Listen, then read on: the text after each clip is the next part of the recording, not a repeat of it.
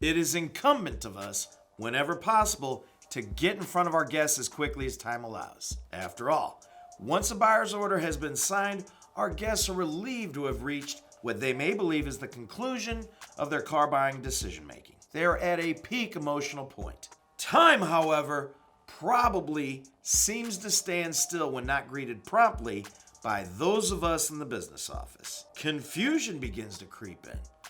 What is taking so long? They wonder aloud.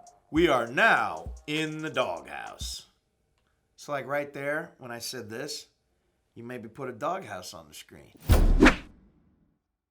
Getting out to the showroom to greet our next guest immediately will reset the clock. The salesperson's desk is probably the best location for this. Our guests have become acclimated to this space. This is where they have invested so much of their time and are probably going to be most comfortable discussing things with us, versus the customer waiting area. Ask anyone in the know and you'll likely hear the same response every time. Getting in front of our guests as quickly as possible is of paramount importance. Of course, this is also our opportunity to establish rapport.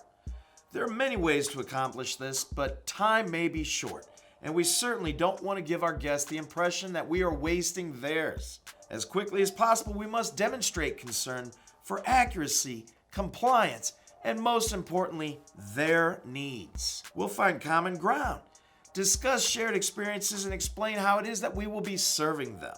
We will be emphatic in our efforts and economical in our usage of their time. We will show empathy for their needs. And most importantly, we will have fun. They'll know it if we are having a bad day, and results will reflect a furtherance of our dismay if this is the case. Conversely, if everyone is enjoying themselves, everyone benefits. Our guests will be far more inclined to like us, and frankly, they are spending too much money not to be having a good time. After all, if our guests are meeting us for the first time, as we ask them to consider buying something, have we invested enough to warrant favorable returns? Also, remember, folks may modify their vehicle usage patterns. Countless reasons occur. Perhaps they changed employers and went from driving 30,000 miles per year to working just down the street from home, or vice versa. Maybe they hated their old car, and by agreeing to the change, the spouse has insisted the replacement vehicle be kept for far longer. The trade may have been inherited. Household income may change. Number of family members, hobbies, pets, retirement, just name it, it probably has happened. Business managers who rely on past usage patterns